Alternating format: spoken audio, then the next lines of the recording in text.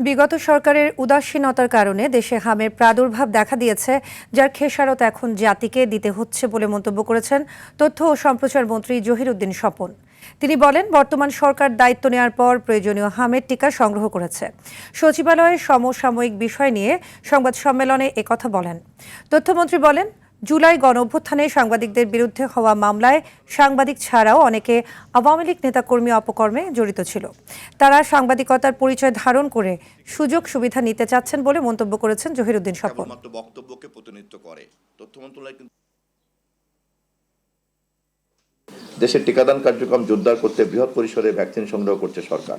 সরকার ইতিমধ্যে ৮৩.৬ মিলিয়ন মার্কিন ডলার ইউনিসেফকে প্রদান করেছে, যার মাধ্যমে 10 ধরনের প্রায় 95 মিলিয়ন ডোজ ভ্যাকসিন পাওয়া যাবে।